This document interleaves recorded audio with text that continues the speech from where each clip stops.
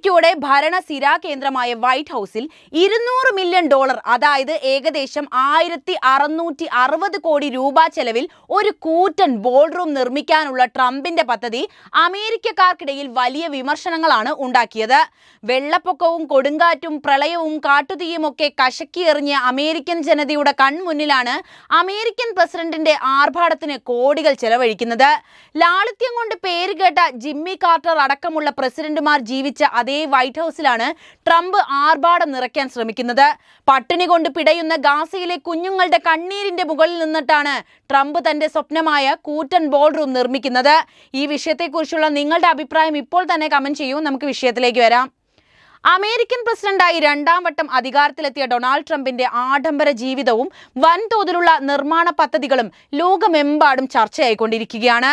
American ജനത പ്രകൃതി ദുരന്തങ്ങളിലും സാമ്പത്തിക പ്രതിസന്ധികളും നേരിടുമ്പോൾ ട്രംപിന്റെ ശ്രദ്ധ തന്റെ വ്യക്തിപരമായ ആഡംബര മോഹങ്ങളിലും സുഖാസ്വാദനങ്ങളിലുമാണ്.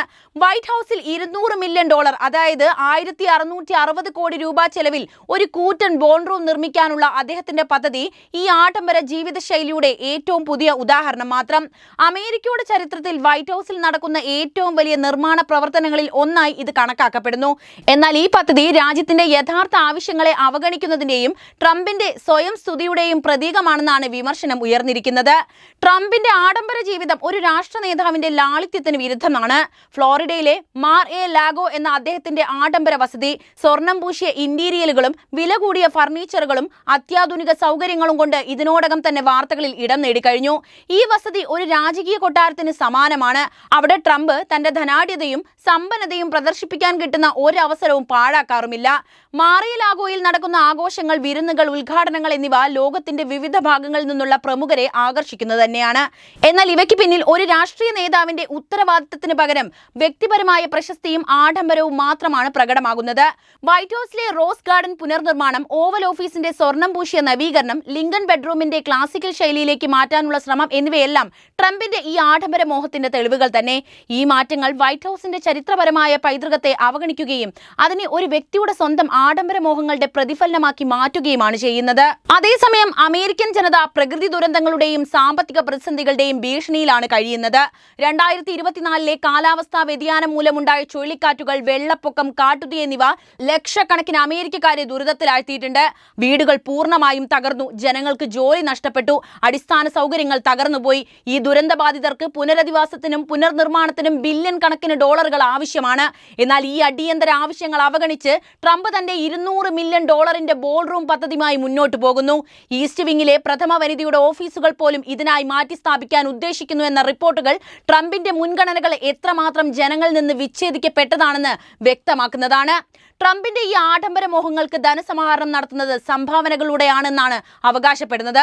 എന്നാൽ ഈ പ്രക്രിയയുടെ സുതാര്യത സംശയാസ്പദമാണ്. സർക്കാർ ഫണ്ടുകൾ നേരിട്ട് ഉപയോഗിക്കുന്നില്ലെങ്കിലും സംഭാവനകൾ വഴിയുള്ള ധനസമാഹരണം രാഷ്ട്രീയ സ്വാധീനങ്ങളും അഴിമതി ആരോപണങ്ങളും ഉയർത്താൻ സാധ്യതയുണ്ട്.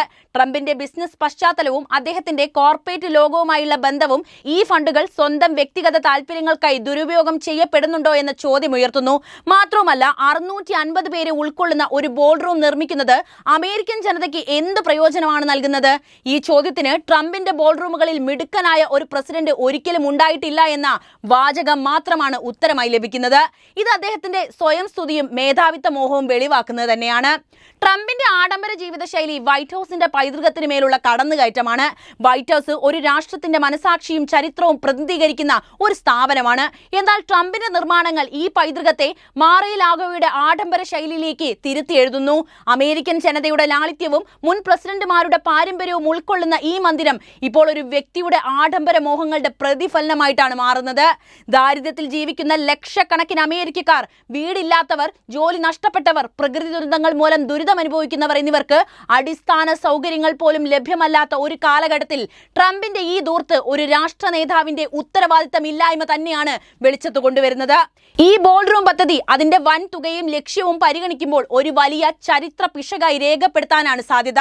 അമേരിക്കൻ ജനതയുടെ യഥാർത്ഥ ആവശ്യങ്ങൾ, പ്രത്യേകിച്ച് പ്രകൃതി ദുരന്തങ്ങളിൽ ദുരിതം അനുഭവിക്കുന്നവരുടെ പുനരധിവാസവും പുനർനിർമ്മാണവും നിർമ്മാണവും ആരോഗ്യ സംരക്ഷണം, വിദ്യാഭ്യാസം എന്നിവയ്ക്കാണ് മുൻഗണന നൽകേണ്ടത്. എന്നാൽ ട്രംപിന്റെ ശ്രദ്ധ തന്റെ വ്യക്തിഗത പ്രശസ്തിയും ആഡംബരവും വർദ്ധിപ്പിക്കുന്നതിൽ മാത്രമാണ്. ഈ നീക്കങ്ങൾ ഒരു രാഷ്ട്ര നേതാവിന്റെ ജനസേവനത്തിനുള്ള പ്രതിബദ്ധതയെ ചോദ്യം ചെയ്യുന്നതാണ്. ട്രംപിന്റെ ആഡംബര ജീവിതവും വൈറ്റ് ഹൌസിലെ തന്റെ സ്വന്തം ആഡംബര വസതിയാക്കി മാറ്റാനുള്ള ശ്രമങ്ങളും അമേരിക്കൻ ഭരണകൂടത്തിന്റെ മൂല്യങ്ങളെ തകർക്കുന്നതിന്റെ തെളിവാണ്. ഒരു രാഷ്ട്രത്തിന്റെ ചരിത്രവും പൈതൃകവും സംരക്ഷിക്കേണ്ട ഒരു നേതാവ് അതിനെ തന്റെ വ്യക്തിഗത ആഡംബരത്തിന്റെ പ്രതിഫലനമാക്കി മാറ്റുമ്പോൾ അത് രാജ്യത്തിന്റെ മനസാക്ഷിയോടുള്ള വെല്ലുവിളിയാണ്. എന്നാൽ ലാളിത്യം കൊണ്ട് അമേരിക്കൻ ജനതയെ മാത്രമല്ല ലോക ജനതയെ തന്നെ ഞെട്ടിച്ച ഒരു അമേരിക്കൻ ഭരണാധികാരി ഉണ്ടായിരുന്നു. അദ്ദേഹത്തിന്റെ പേര് ജിമ്മി കാർട്ടർ എന്നായിരുന്നു. അദ്ദേഹത്തെ കുറിച്ചുകൂടി പറയണമെന്ന് തോന്നുന്നു. അമേരിക്കൻ പ്രസിഡന്റുമാരിൽ ലാളിത്യമാർന്ന ജീവിതശൈലിക്ക് പേരുകേട്ട ഒരു വ്യക്തിയാണ് ജിമ്മി കാർട്ടർ. 1977 മുതൽ 1981 വരെ അമേരിക്കയുടെ 39ാമത് പ്രസിഡന്റായിരുന്നു അദ്ദേഹം. ജോർജിയയിലെ ഒരു കർഷക കുടുംബത്തിൽ ജനിച്ച കാർട്ടർ തന്റെ ലാളിത്യവും ജനങ്ങളോടുള്ള അടുപ്പവും കൊണ്ടാണ് ശ്രദ്ധേയനായത്. അതേസമയം ഡൊണാൾഡ് ട്രംപിന്റെ ആഡംബര ജീവിതവും വൈറ്റ് ഹൌസിനെ തന്റെ വ്യക്തിഗത മോഹങ്ങളുടെ പ്രതിഫലനമാക്കി മാറ്റാനുള്ള ശ്രമങ്ങളും അമേരിക്കൻ ജനതയുടെ യഥാർത്ഥ ആവശ്യങ്ങളിൽ നിന്ന് വിച്ഛേദിക്കപ്പെട്ടിരിക്കുന്നു. ഈ രണ്ട് നേതാക്കളുടെ ജീവിതശൈലിയും ഭരണരീതിയും തമ്മിൽ താരതമ്യപ്പെടുത്തുമ്പോൾ ലാളിത്യത്തിന്റെയും ആഡംബരത്തിന്റെയും തമ്മിൽ രണ്ട് വ്യത്യസ്ത ധ്രുവങ്ങളാണ് നമുക്ക് കാണാൻ കഴിയുക. ജിമ്മി കാർട്ടർ താൻ പ്രസിഡന്റ് ആയിരുന്ന കാലത്ത് വൈറ്റ് ഹൌസിൽ ലളിതമായ ജീവിതമാണ് നയിച്ചിരുന്നത്. അദ്ദേഹം സ്വന്തം ലഗേജ് സ്വയം വഹിക്കുകയും വൈറ്റ് ഹൌസിലെ ഔപചാരിക വിരുന്നുകൾ കുറയ്ക്കുകയും സാധാരണക്കാരന്റെ വസ്ത്രധാരണ ശൈലി സ്വീകരിക്കുകയും ചെയ്ത വ്യക്തിയാണ്. വൈറ്റ് ഹൌസിന്റെ ചരിത്രപരമായ പൈതൃകത്തെ ബഹുമാനിക്കുകയും അനാവശ്യ ചെലവുകൾ ഒഴിവാക്കുകയും ചെയ്ത കാർട്ടർ ജനങ്ങളുമായി നേരിട്ട് ഇടപെടാൻ ഇഷ്ടപ്പെട്ടു. അദ്ദേഹത്തിന്റെ ഭരണകാലത്ത് എണ്ണ പ്രതിസന്ധിയും സാമ്പത്തിക മാന്ദ്യവും അമേരിക്കയെ വലച്ചിരുന്ന കാലമാണ്. എന്നിട്ടും കാർട്ടർ ഊർജ്ജ സംരക്ഷണത്തിനും പരിസ്ഥിതി സംരക്ഷണത്തിനും മുൻഗണന നൽകി. വൈറ്റ് ഹൌസിൽ സോളാർ പാനലുകൾ സ്ഥാപിച്ചതും ജനങ്ങൾക്ക് ഊർജ്ജ ഉപയോഗം കുറയ്ക്കാൻ ആഹ്വാനം ചെയ്തതും അദ്ദേഹത്തിന്റെ ലാളിത്യവും ജനക്ഷേമത്തോടുള്ള പ്രതിബദ്ധതയും വ്യക്തമാക്കുന്നതാണ്. പ്രസിഡന്റ് കാലം കഴിഞ്ഞ ശേഷം കാർട്ടർ തന്റെ ജന്മനാടായ ജോർജിയയിലെ പ്ലെയിൻസിലെ ഒരു വീട്ടിൽ താമസിക്കുകയും ഹാബിറ്റാറ്റ് ഫോർ ഹ്യൂമാനിറ്റി എന്ന സംഘടനയിലൂടെ ദരിദ്രർക്ക് വീടുകൾ നിർമ്മിക്കാൻ സഹായിക്കുകയും ചെയ്തു. തന്റെ 90കളിലും അദ്ദേഹം സ്വന്തം കൈകൊണ്ട് വീടുകൾ നിർമ്മിക്കാൻ സഹായിച്ചിട്ടുണ്ട്. ഒരു മുൻ പ്രസിഡന്റിന്റെ അപൂർവമായ ലാളിത്യത്തിന്റെ തെളിവാണ് കാർട്ടറുടെ ജീവിതം. നേരെ മറിച്ച് ഡൊണാൾഡ് ട്രംപിന്റെ ജീവിതശൈലി ആഡംബരത്തിന്റെയും സ്വയം സ്തുതിയുടെയും പ്രതീകമാണ്. ഫ്ലോറിഡയിലെ മാറിയ ലാഗോ എന്ന ആഡംബര വസതിയിൽ വില കൂടിയ ഫർണിച്ചറുകളും ഇന്റീരിയലുകളും വൻ ആഘോഷങ്ങളും ട്രംപിന്റെ ജീവിതത്തിന്റെ ഭാഗമാണ്. വൈറ്റ് ഹൌസിൽ $200 മില്യൺ ചെലവിൽ ഒരു കൂറ്റൻ ബോർഡ്റൂം നിർമ്മിക്കാനുള്ള അദ്ദേഹത്തിന്റെ പദ്ധതി ജനങ്ങളുടെ ആവശ്യങ്ങളെ അവഗണിച്ചിട്ടുള്ള തന്റെ ആഡംബര മോഹങ്ങളെ വ്യക്തമാക്കുന്നു. റോസ് ഗാർഡൻ പുനർനിർമ്മാണം, ഓവൽ ഓഫീസിന്റെ സ്വർണം പൂശിയ നവീകരണം, ലിങ്കൺ ബെഡ്റൂമിനെ ക്ലാസിക്കൽ ശൈലിയിലേക്ക് മാറ്റാനുള്ള ശ്രമം എന്നിവ വൈറ്റ് ഹൌസിന്റെ ചരിത്രപരമായ പൈതൃകത്തെ അവഗണിച്ചിട്ടുള്ളതാണ്.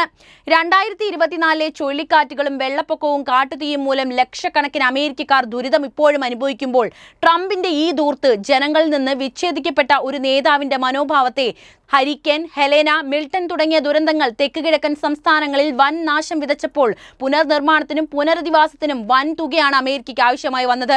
എന്നാൽ ട്രംപിന്റെ ശ്രദ്ധയാകട്ടെ 650 പേരെ ഉൾക്കൊള്ളാവുന്ന ഒരു ബോർഡ് റൂമിന്റെ നിർമ്മാണത്തിലും. ഇത് ജനക്ഷേമത്തിന് യാതൊരു പ്രയോജനവും നൽകുന്നില്ല എന്ന് ജനങ്ങൾ തന്നെ തിരിച്ചറിഞ്ഞു കഴിഞ്ഞു. കാർട്ടറിന്റെ ഭരണകാലത്ത് അദ്ദേഹം ജനങ്ങളുടെ അടിസ്ഥാന ആവശ്യങ്ങൾക്ക് വലിയ മുൻഗണന നൽകിയിട്ടുണ്ട്. ഊർജ്ജ പ്രതിസന്ധിയെ നേരിടാൻ അദ്ദേഹം ജനങ്ങളോട് ലാളിത്യമുള്ള ഒരു ജീവിതം നയിക്കാനാണ് ആഹ്വാനം ചെയ്തത്. സ്വന്തം ജീവിതത്തിലും അത് പ്രാവർത്തികമാക്കാൻ കാർട്ടർ ശ്രദ്ധിച്ചു. അതേസമയം ട്രംപ് ആകട്ടെ തന്റെ വ്യക്തിഗത പ്രശസ്തിയും ആഡംബരവും വർദ്ധിപ്പിക്കുന്നതിൽ ശ്രദ്ധ കേന്ദ്രീകരിക്കുന്ന അമേരിക്കൻ പ്രസിഡന്റായി മാറി. ബോർഡ് റൂമുകളിൽ മിടുക്കനായ ഒരു പ്രസിഡന്റ് ഒരിക്കലും ഉണ്ടായിട്ടില്ല എന്ന അദ്ദേഹത്തിന്റെ പ്രസ്താവന ജനസേവനത്തിന് പകരം സ്വയം സ്തുതിയാണ് ലക്ഷ്യമെന്നാണ് വ്യക്തമാക്കുന്നത്. കാർട്ടറിന്റെ പ്രസിഡന്റ് കാലത്തിനു ശേഷവും മനുഷ്യത്വപരമായ പ്രവർത്തനങ്ങളിലൂടെ ലോകമെമ്പാടും ബഹുമാനം നേടിയിട്ടുണ്ട് അദ്ദേഹം. 2002 നൊബേൽ സമാധാന പുരസ്കാരവും കാർട്ടറിന് ലഭിച്ചിട്ടുണ്ട്. പക്ഷേ ഇങ്ങനെയൊരു പ്രസിഡന്റ് അമേരിക്കയിൽ ഉണ്ടായിരുന്നു എന്നത് ചരിത്രമാണ്. പ്രത്യേകിച്ച് ട്രംപിന്റെ ഭരണകാലത്ത് ഇത്തരമൊരു ചരിത്രം ഓർമ്മിപ്പിക്കപ്പെടേണ്ടത് തന്നെയാണ്. ഈ വിഷയവുമായി ബന്ധപ്പെട്ട നിങ്ങളുടെ അഭിപ്രായം ഇപ്പോൾ തന്നെ കമന്റായി രേഖപ്പെടുത്തുക. ഒപ്പം ഈ അറിവുകൾ എല്ലാവരിലേക്കും എത്താൻ വീഡിയോ ഒന്ന് ലൈക്ക് ചെയ്യാനും ഷെയർ ചെയ്യാനും പ്രത്യേകം ശ്രദ്ധിക്കുമല്ലോ.